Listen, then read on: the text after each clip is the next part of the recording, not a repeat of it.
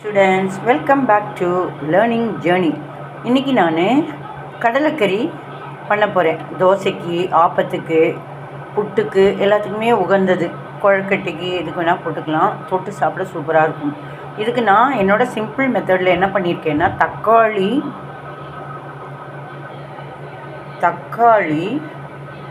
வெங்காயம் தேவைக்கேற்ப அவங்கவுங்க வீட்டில் எத்தனை பிடிக்குமோ அது. நான் 2 தக்காளி 2 வெங்காயம் சிறிய சைஸு எடுத்திருக்கேன்.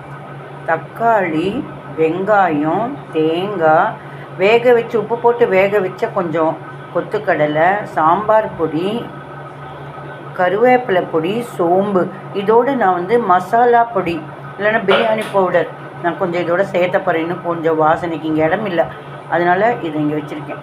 இதெல்லாம் போட்டு அரைச்சி வந்ததை தக்காளி வெங்காயம் கொஞ்சம் எடுத்து தனியாக எக்ஸ்ட்ரா வணக்கிட்டு இதை அப்படியே விழுதை போட்டு நல்லா கலக்கிட்டு நல்லா கொதித்த பிறகு இதை வேக வச்ச நல்லா வெந்திருக்கு பாருங்கள்.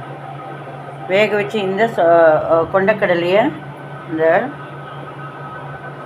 துவையலாட்டி அதை அரைச்சி வந்த விழுது தண்ணி ஊற்றி கொஞ்சம் மறுபடியும் அப்படியே தலைக்க வச்சுருப்போம். அதோட இந்த தண்ணியோட காமிச்சு இல்லையா சுண்டல் வேக வச்சு அதை போட்டு நல்லா தொதன்னு நல்லா கொதிக்க வச்சுட்டு தனியாக தக்காளி வெங்காயம்